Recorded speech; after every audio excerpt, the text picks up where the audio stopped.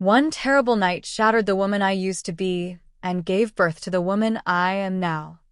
I still remember the exact feeling in my chest, the way my breath caught, the way my heart felt like it was breaking before it even knew it was doomed. My name is Amanda, and this is not a story I ever wanted to tell. Even now, as I put these words together, my hands tremble, my throat tightens, and my chest aches with memories that refuse to fade. I tell this story not because it is easy, but because silence nearly destroyed me. Everyone makes mistakes, but not all mistakes are equal. Some mistakes spill milk on the kitchen floor and make you sigh before cleaning them up. Some mistakes break glasses that can be replaced by the end of the day. But then there are mistakes that change the shape of your life forever. Mistakes that rewrite your future, fracture your family, and leave scars that never truly heal. I was living what looked like a perfect life from the outside. I lived in a beautiful, quiet city with tree-lined streets and peaceful parks where everything seemed calm and safe. Our house was large and clean, filled with sunlight during the day and silence at night. I believed silence meant peace back then, but I was wrong. I had been married to Mark for years, and he was everything people call a good man. He was responsible, hardworking, dependable, and kind in the quiet ways that don't demand attention.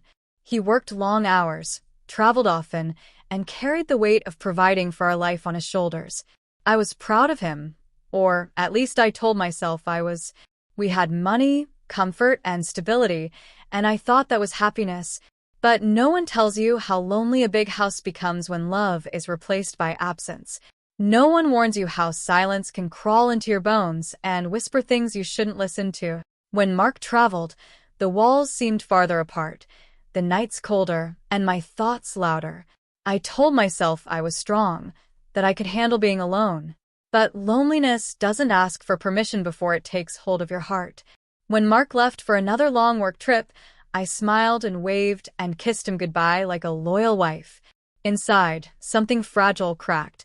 I drove home to an empty house and listened to the sound of time passing and the ticking of a clock that felt louder with every second. The quiet wasn't peaceful. It was suffocating. Then the phone rang. It was David, Mark's brother.